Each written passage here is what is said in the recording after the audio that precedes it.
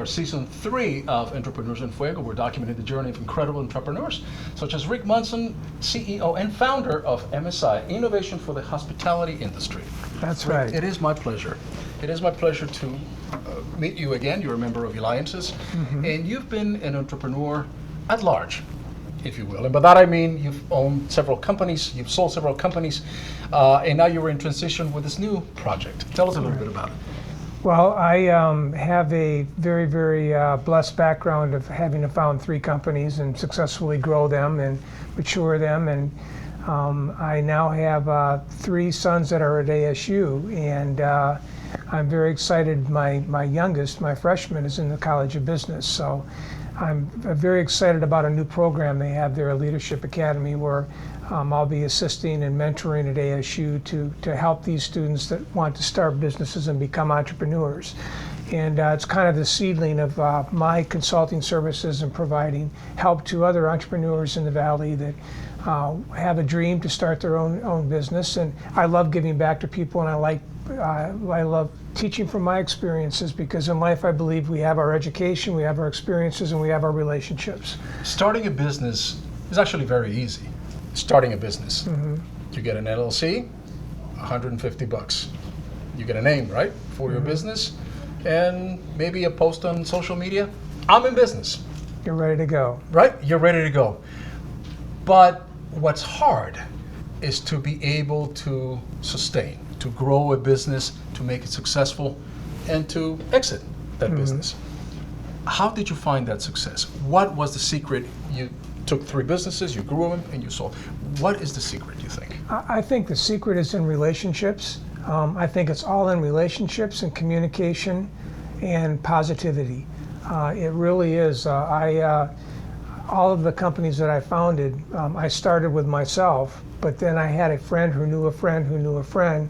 For example, for the technology, I didn't know anything about technology. My degree is in business, but I didn't know anything about technology. But I found a friend that knew how to program, and then we worked from there. So to me, it's about our relationships and maintaining them, and that's what really grows a company, is the people. And I have learned over the years that it's really our people. It's your employees and your customers. You have to take care of both of them. And to me, I believe in taking care of your people first. And then as you grow, you build a product or a service that you have to know your customers like and your people like. And it is interesting you say that, because we've interviewed several entrepreneurs, from people that have $100 million companies to people that are just getting started. But it seems to me that the commonality of success is that those who found more success, if you will, are those who developed a team, those who found strategic partnerships, and therefore finding the friend that has the technological ability, finding those key employees, nurturing them, finding that individual who has the knowledge in X, Y, Z, and bringing them together under your tent and selling them your dream. All of the boats float when the tide rises. Yeah, that summarizes it very well. You can have a great product, you can have a great service. If you can't put the team together and lead the team to bring that product and service to market, you're going to stagnate. And I think that goes back to my military training, where you learn leadership and collaboration and bringing people together, even in a small squad. There's 6 of you, but you all take care of each other, you all support each other, you all have a separate little mission within that squad. And that training really helped me understand the power of relationships and the power of communication and the power of really delegating to each other different tasks so that you grow successfully. In growing these businesses, surely you encounter conflict, some grenades and and bombs, hidden bombs that you didn't know they were there. Many. How did you deal with conflict? How did you deal with the stress, Rick, in the businesses that you were in? Yeah, I think the key is in always maintaining your integrity and being truthful. Because if you're truthful and you can honestly say, this is my stress to a customer, this is what we need to fix it, and to be honest and be truthful, then you're always going to work your way out of it. And it builds up into communication again, but being really, I'm a very firm believer in the 4 agreements. And the number one of the 4 agreements is be impeccable with your integrity. Sure. What does that mean? Always communicate your word and be truthful.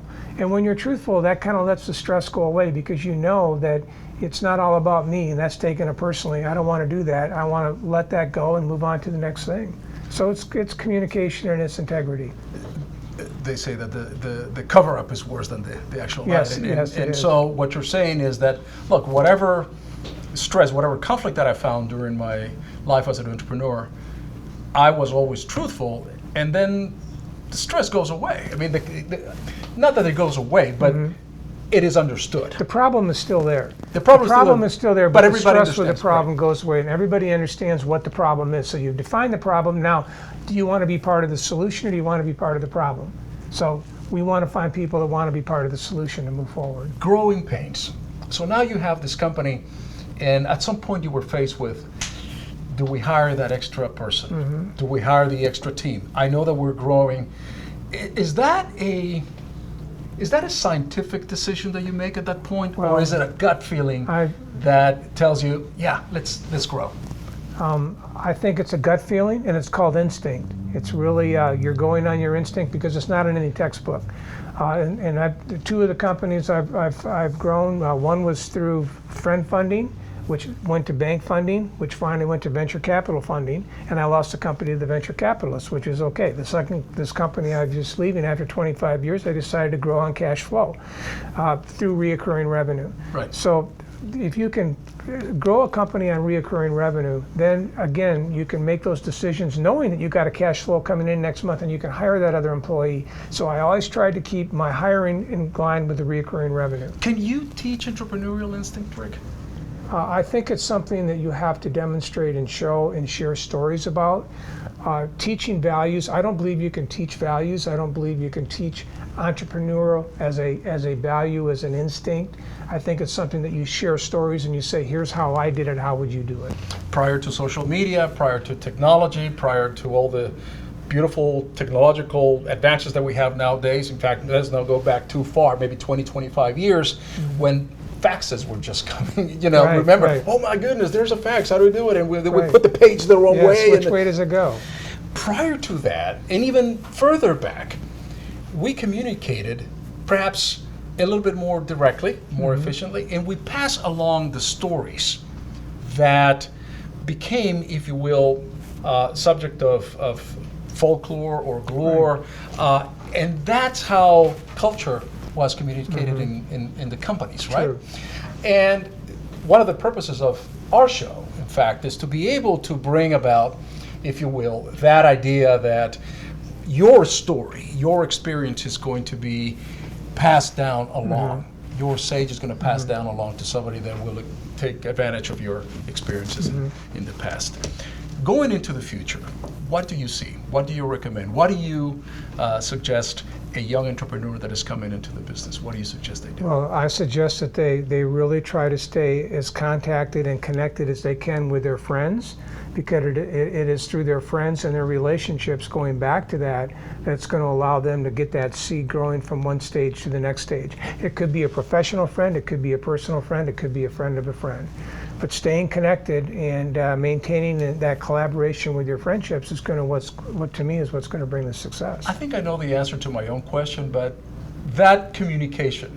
That's communication. That communication, make it live. Make Don't it text real. it. Make it. Don't Make it text real. it. Don't email it. I had dinner with my son a couple months ago, who's the freshman going in, and he says, Dad, I'm looking 40 years from now. You go back 40 years.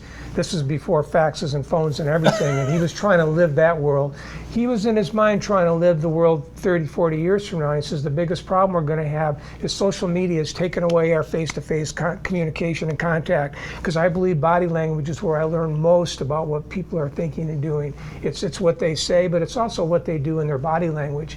And so Luke really wants to work on technology that's going to help people stay connected in some way that is face-to-face, that is personal, through the use of technology. He doesn't know what that's going to be, but that's what he's there for. That'll be his dream. Rick Munson, Sage. That's what we talk about, Sage. And I appreciate that. We're going to have to kind of bring you back like every month, man, so that you can give us this Sage. Because, we all learn and we all benefit from these gold nuggets, right? I mean, the experience that you've had in the past of picking up companies, nurturing, raising them, selling them, that not everybody does that successfully. I mean, we'll fail more times than not. Yes, we will. But you have done it. You have done it repeatedly. So we're going to have to bring you back so you can tell us more stories, man. Okay. Don't go anywhere, man. I have to say, we're going to take a picture and everything else. Okay. I want this for posterity, man. Okay. Otherwise, they're not going to believe me that I have the great Rick Munson over here. All right. With that, we're out.